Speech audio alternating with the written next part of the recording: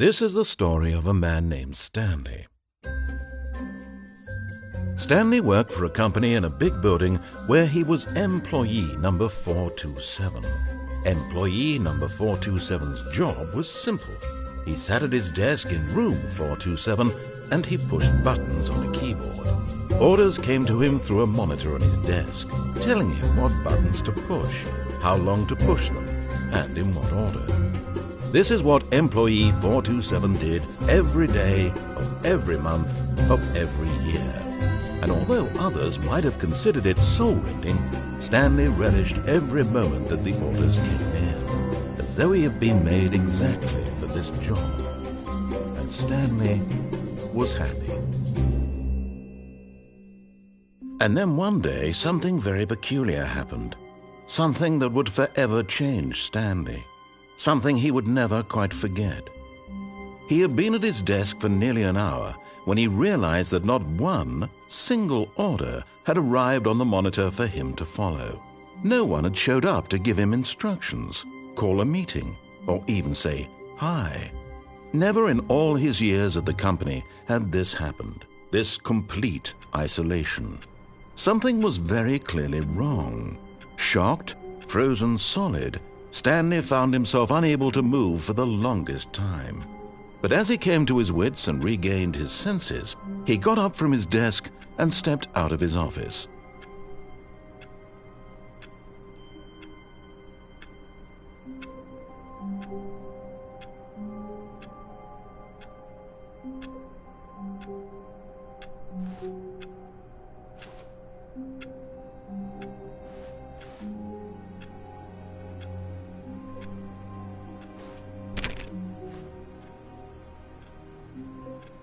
All of his co-workers were gone. What could it mean? Stanley decided to go to the meeting room. Perhaps he had simply missed a memo.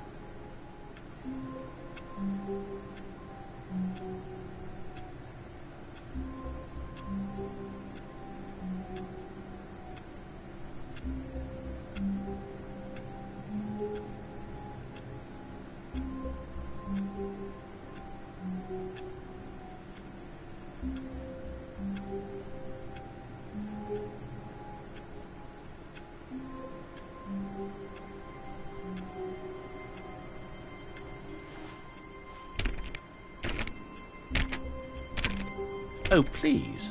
Are you really just doing this for the trophy? Click a door 5 times? Is that all you think a trophy is worth? No. I can't just give these merits away for such little effort. A measly 5 clicks. Now, suppose you were to click the door 20 times. I would say that's the kind of effort that warrants recognition. I have to say, I'm still not feeling the satisfaction of witnessing true effort for a noble cause. Perhaps 50 clicks will do it. Yes, almost certainly 50 clicks.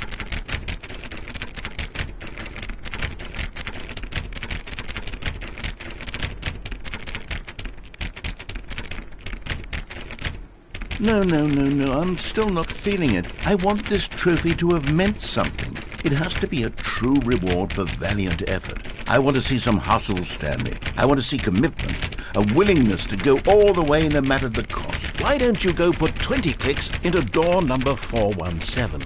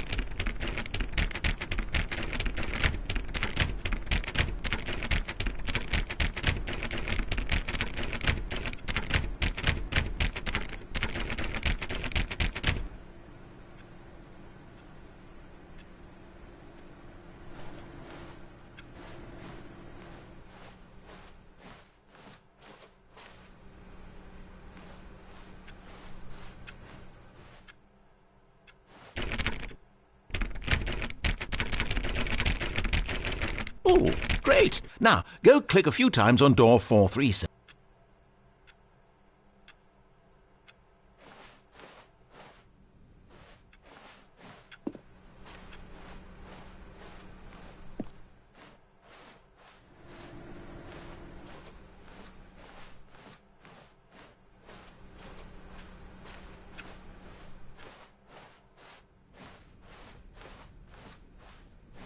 When Stanley came to a set of 2 open doors, he entered the door on his left.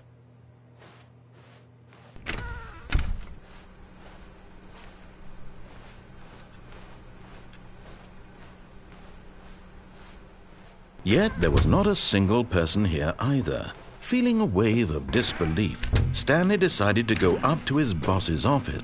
Stanley stepped into the broom closet, but there was nothing here, so he turned around and got back on track.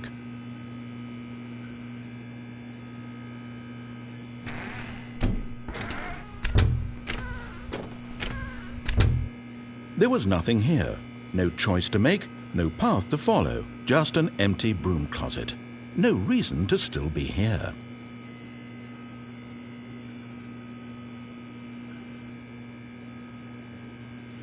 It was baffling that Stanley was still just sitting in the broom closet.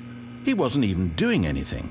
At least if there was something to interact with, he'd be justified in some way. As it is, he's literally just standing there doing sweet FA.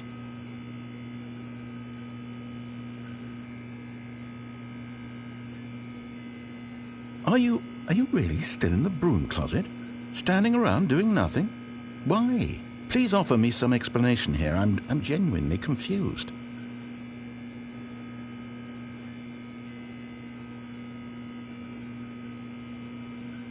You do realize there's no choice or anything in here, right? If I'd said Stanley walked past the broom closet, at least you would have had a reason for exploring it to find out. But it didn't even occur to me because literally this closet is of absolutely no significance to the story whatsoever. I never would have thought to mention it.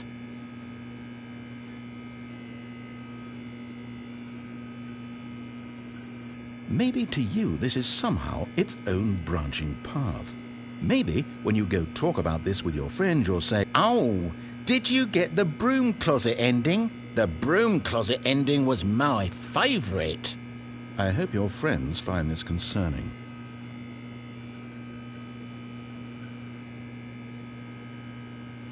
Stanley was fat and ugly and really stupid. He probably only got the job because of a family connection. That's how stupid he is. That or with drug money. Also, Stanley is addicted to drugs and hookers.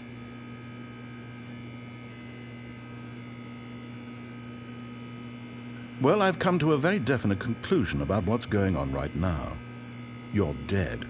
You got to this broom closet, explored it a bit, and were just about to leave because there's nothing here, when a physical malady of some sort shut down your central nervous system and you collapsed in front of your screen.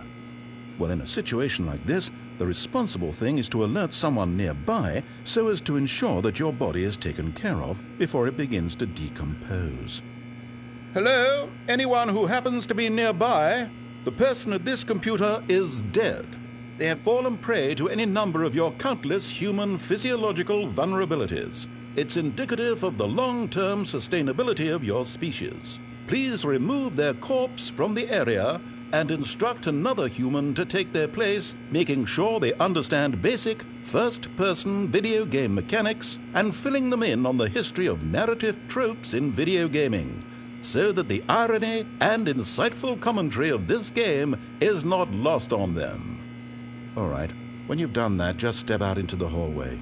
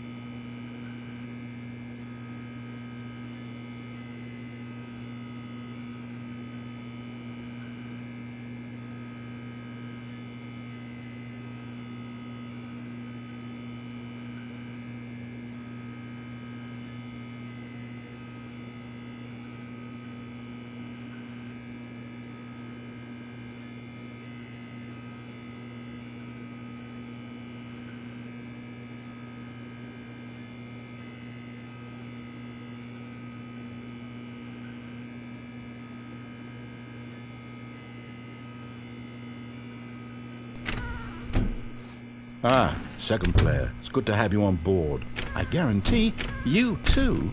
Unbelievable. I'm at the mercy of an entire species of invalids. Perhaps there's a monkey nearby you can hand the controls to. A fish? Fungus? Look, you can hammer out the details. I'm not particularly picky. I'll just be waiting for when you're ready to pick up the story again.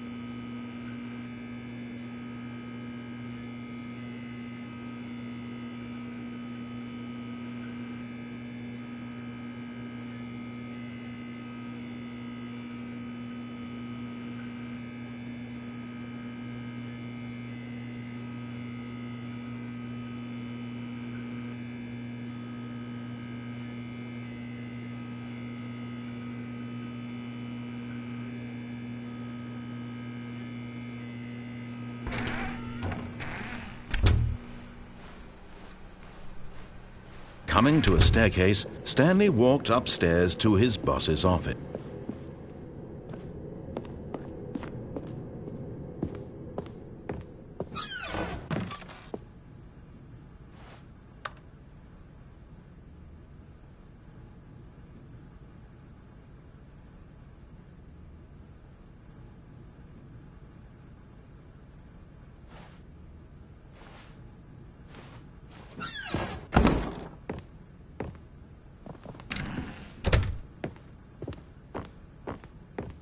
Stepping into his manager's office, Stanley was once again stunned to discover not an indication of any human life.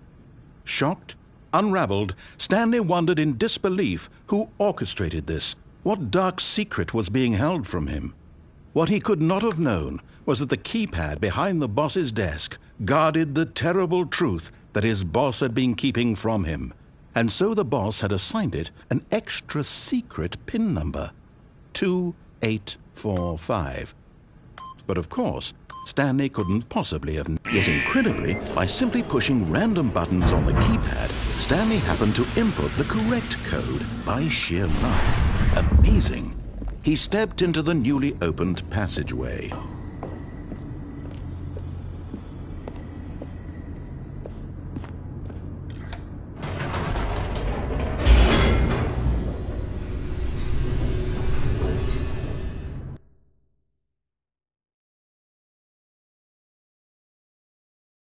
Descending deeper into the building, Stanley realized he felt a bit peculiar. It was a stirring of emotion in his chest, as though he felt more free to think for himself, to question the nature of his job. Why did he feel this now, when for years it had never occurred to him? This question would not go unanswered for long. Stanley walked straight ahead through the large door that read Mind Control Facility.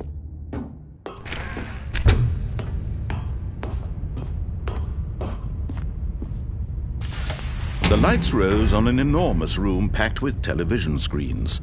What horrible secret did this place hold? Stanley thought to himself. Did he have the strength to find out?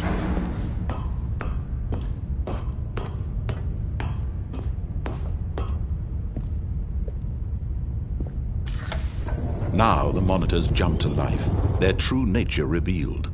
Each bore the number of an employee in the building, Stanley's co-workers. The lives of so many individuals reduced to images on a screen, and Stanley, one of them, eternally monitored in this place where freedom meant nothing.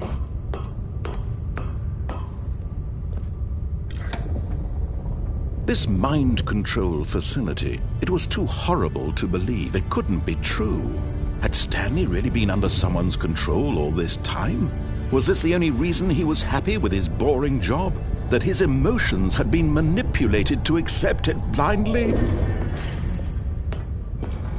No, he refused to believe it. He couldn't accept it. His own life in someone else's control? Never! It was unthinkable, wasn't it? Was it even possible? Had he truly spent his entire life utterly blind to the world? But here was the proof, the heart of the operation. Controls labeled with emotions, happy or sad or content, walking, eating, working, all of it monitored and commanded from this very place. And as the cold reality of his past began to sink in, Stanley decided that this machinery would never again exert its terrible power over another human life. For he would dismantle the controls once and for all. Oh, Stanley, you didn't just activate the controls, did you? After they kept you enslaved all these years, you go and you try to take control of the machine for yourself. Is that what you wanted? Control? Stanley, I applaud your effort, I really do. But you need to understand, there's only so much that machine can do. You were supposed to let it go, turn the controls off, and leave. If you want to throw my story off track, you're going to have to do much better than that. I'm afraid you don't have nearly the power you think you do. For example, and I believe you'll find this pertinent, Stanley suddenly realized he had just initiated the network's emergency detonation system. In the event that this machine is activated without proper DNA identification, nuclear detonators are set to explode, eliminating the entire complex. How long until detonation then? Let's say 2 minutes. Now this is making things a little more fun, isn't it, Stanley? It's your time to shine. You are the star. It's your story now. Shape it to your heart's desires. Oh, this is much better than what I had in mind. What a shame we have so little time left to enjoy it. Mere moments until the bomb goes off. But what precious moments each one of them is. More time to talk about you, about me, where we're going, what all this means. I barely know where to start. What's that? You'd like to know where your co-workers are? A moment of solace before you're obliterated? All right, I'm in a good mood. You're gonna die anyway. I'll tell you exactly what happened to them. I erased them. I turned off the machine. I set you free. Of course, that was merely in this instance of the story. Sometimes when I tell it, I simply let you sit there in your office forever, pushing buttons endlessly and then dying alone. Other times, I let the office sink into the ground, swallowing everyone inside, or I let it burn to a crisp. I have to say this, though, this version of events has been rather amusing. Watching you try to make sense of everything and take back the control wrested away from you, it's quite rich. I almost hate to see it go. But I'm sure whatever I come up with on the next go-around will be even better. My goodness, only 34 seconds left. But I'm enjoying this so much. You know what? To hell with it. I'm going to put some extra time on the clock. Why not? These are precious additional seconds, Stanley. Time doesn't grow on trees. Oh dear me, what's the matter, Stanley? Is it that you have no idea where you're going or what you're supposed to be doing right now? Or did you just assume when you saw that timer that something in this room was capable of turning it off? I mean, look at you. Running from button to button, screen to screen, clicking on every little thing in this room. These numbered buttons, no, these colored ones, or maybe this big red button, or this door. Everything, anything, something here will save me. Why would you think that, Stanley? That this video game can be beaten? Won? Solved? Do you have any idea what your purpose in this place is? Stanley, you're in for quite a disappointment. But here's a spoiler for you. That timer isn't a catalyst to keep the action moving along.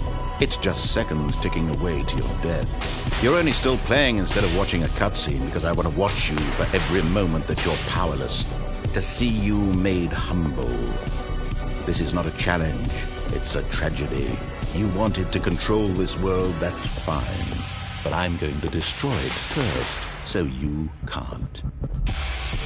Take a look at the clock, Stanley. That's 30 seconds you have left to struggle. 30 seconds until a big boom and then nothing. No ending here. Just you being blown to pieces.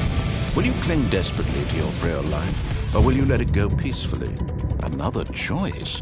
Make it count, or don't. It's all the same to me, all a part of the joke. And believe me, I will be laughing at every second of your inevitable life from the moment we fade in until the moment I say, happily ever after.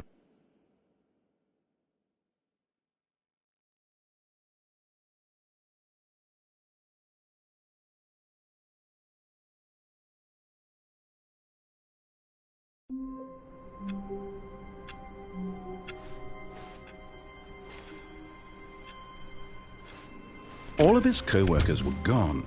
What could it mean? Stanley decided to go to the meeting room. Oh, please. Are you really just doing this for the trophy? Click a door 5 times? Is that all you think a trophy is worth? No. I can't just give these merits away for such little effort. A measly 5 clicks? Now, suppose you were to click the door 20 times. I would say that's the kind of effort that warrants recognition.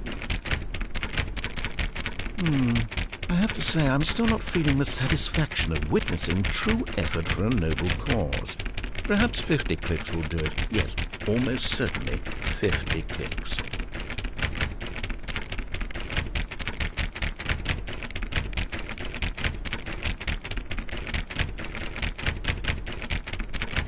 No, I'm still not feeling it. I want this trophy to have meant something. It has to be a true reward for valiant effort. I want to see some hustle, Stanley. I want to see commitment, a willingness to go all the way no matter the cost. Why don't you go put 20 clicks into door number 417?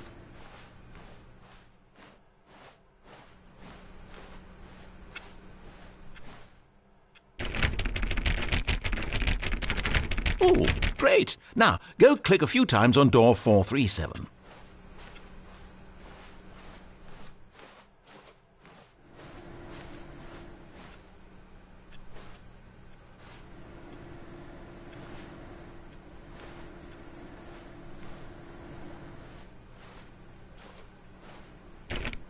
Excellent. I think we're getting somewhere. Now, door 415. Let's give it 10 clicks or so.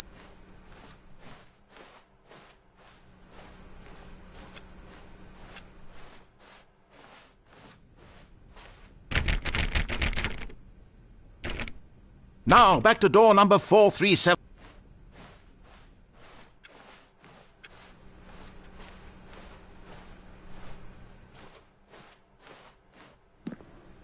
Let's see. How about you click on, well, I don't know, the copy machine?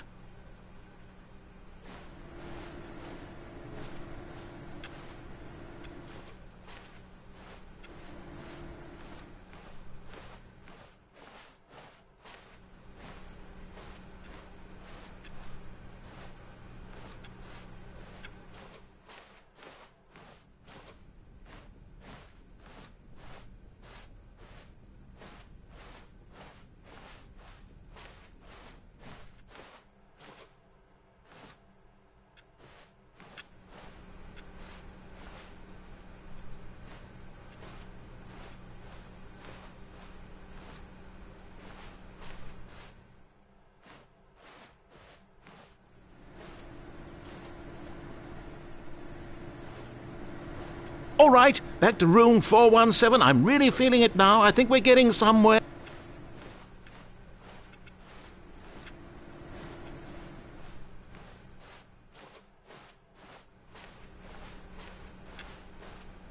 Okay, now go climb on employee 419's desk.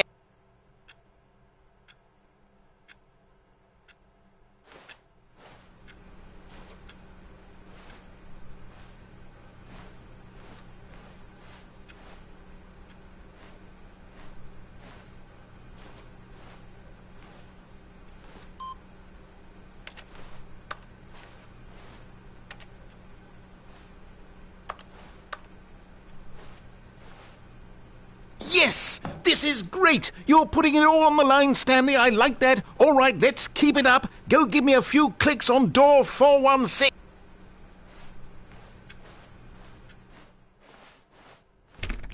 We've almost got it! Now the copy machine, do that one again!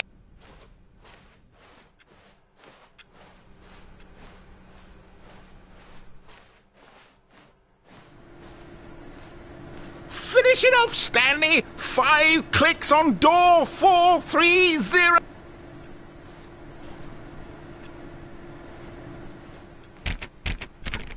Yes! We did it! Oh, wow. That felt amazing. Oh, you really earned it, Stanley. Nothing could hold you back. Yes, I'm very proud of how far we've come today.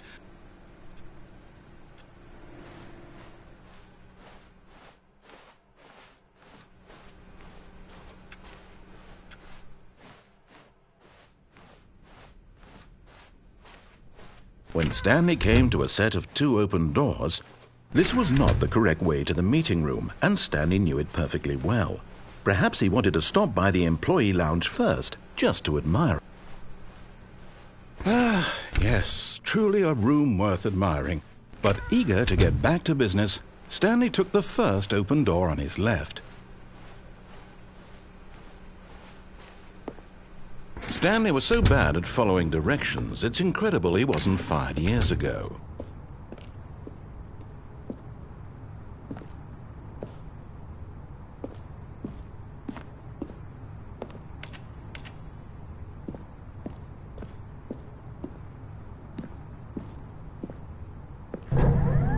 Look, Stanley, I think perhaps we've gotten off on the wrong foot here. I'm not your enemy, really, I'm not. I realize that investing your trust in someone else can be difficult, but the fact is that the story has been about nothing but you all this time. There's someone you've been neglecting, Stanley. Someone you've forgotten. What? Really?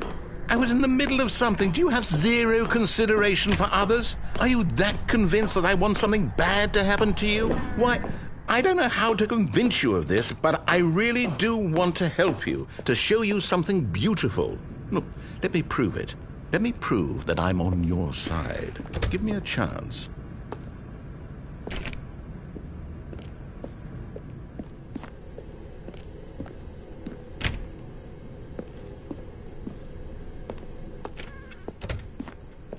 Now listen carefully, this is important. Stanley walked through the red door.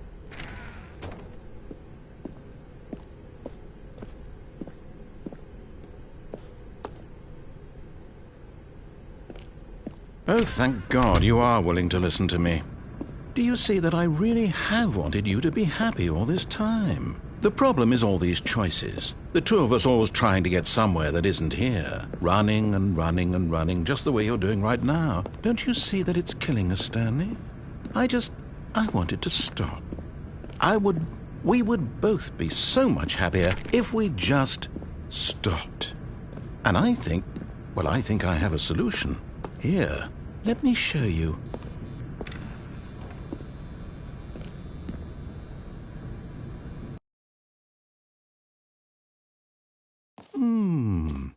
What do we want? What are we looking for? Here. Yes. Oh, it's beautiful, isn't it? If we just stay right here, right in this moment with this place, Stanley, I think I feel happy. I actually feel happy.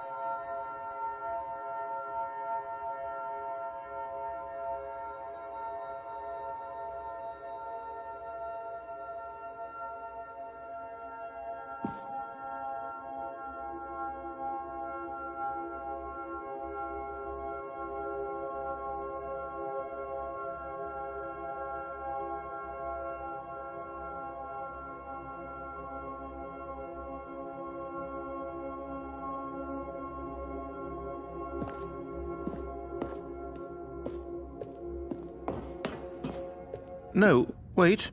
Where are you going?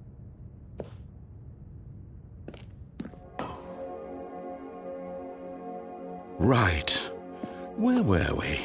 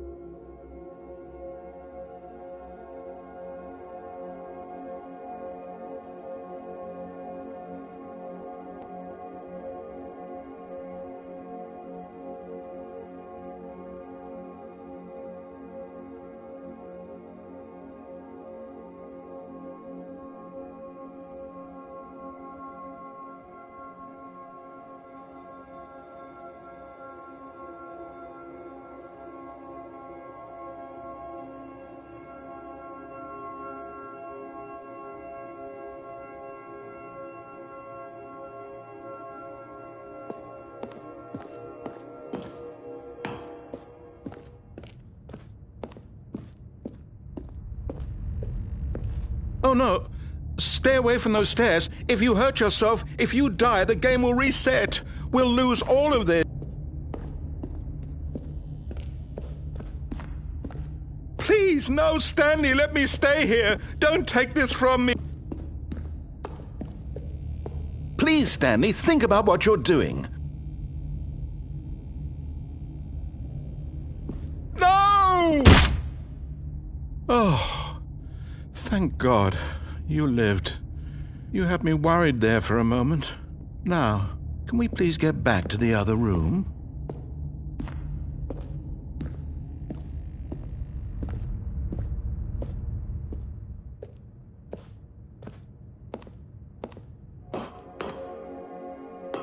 There. See? This is what you want. This is where we can both be happy. We really can. If we stop moving, we just have to stop moving.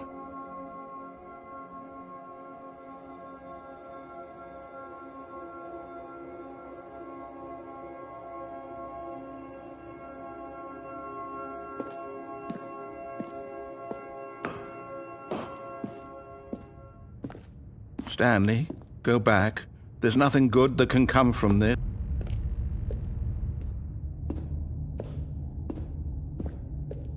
No. No, no, what are you doing? Do you just not believe me? What can I say to convince you?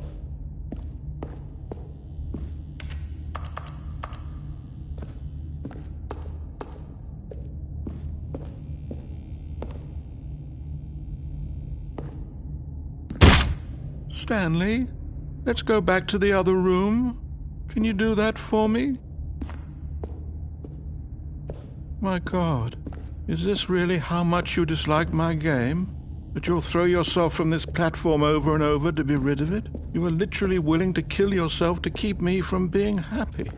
Am I reading the situation correctly? Or maybe you're just getting a kick out of it. I don't know anymore. I just wanted us to get along. But I guess that was too much to ask. It looks like you actually want to stay alive. Or are you just teasing me?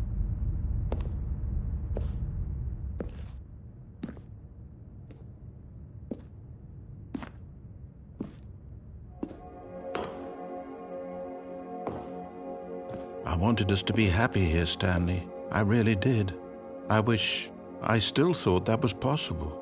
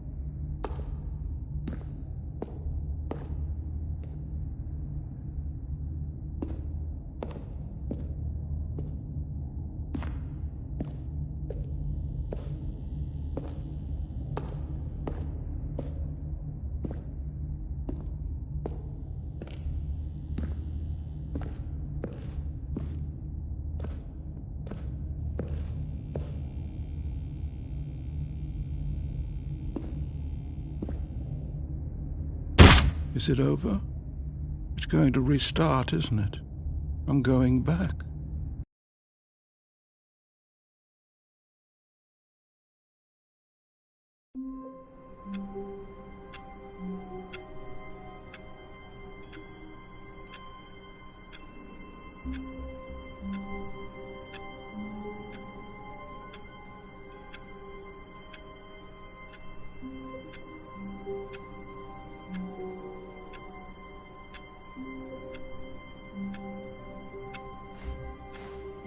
All of his co-workers were gone.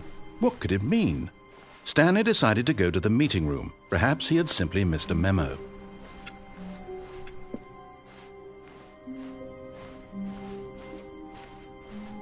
When Stanley came to a set of 2 open doors, he entered the door on his left.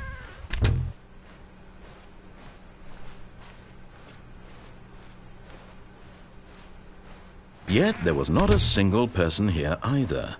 Feeling a wave of disbelief, Stanley decided to go up to his boss's office, hoping he might find an answer there. Oh, no. Oh, no, no, no, no, no, no, no, no, no, no, not again. I won't be part of this. I'm not going to encourage you. I'm not going to say anything at all.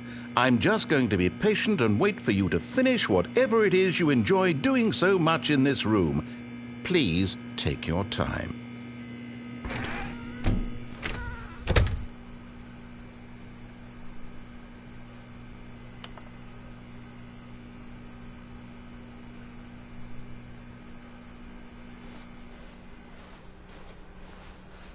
Coming to a staircase, Stanley walked upstairs to his boss's office.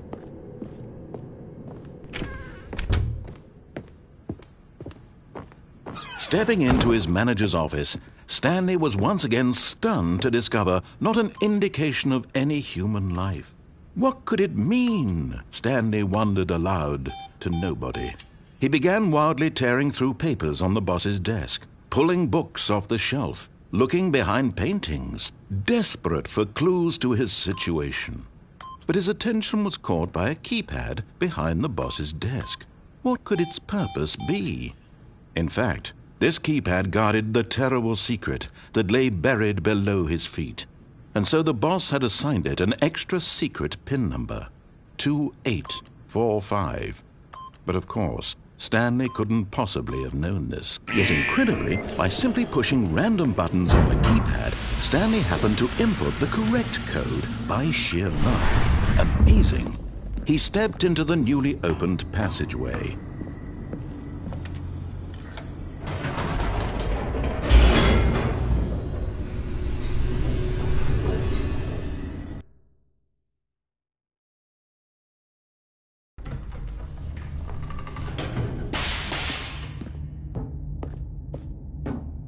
Stanley walked straight ahead through the large door that read Mind Control Facility.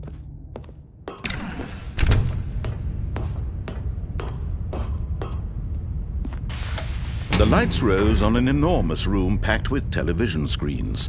What horrible secret did this place hold? Stanley thought to himself. Did he have the strength to find out? Aha! You've made it to the bottom of the mind control facility. Welcome! You see, back when the Stanley Parable first launched in 2013, getting to the bottom of the mind control facility was a bug that we simply didn't catch during development. And you all sent us lots of photos of it on Twitter and acted very superior about it. And you're all very, very clever. Good for you. Anyway, when it came time to update the game, we knew that we had to do something about this little goof of ours, so here you go. New content.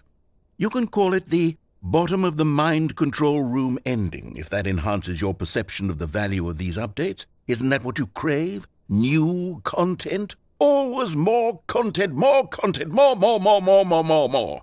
And I'm here to give it to you. I'm here to make it seem like we really covered every nook and cranny of the game with secrets and Easter eggs. How about this? We wrote a new piece of music just for this section. You won't hear it anywhere else in the game. It's a secret that's just for you. That's how special you are. We call this track, Good Job You've Made It to the Bottom of the Mind Control Facility. Well done.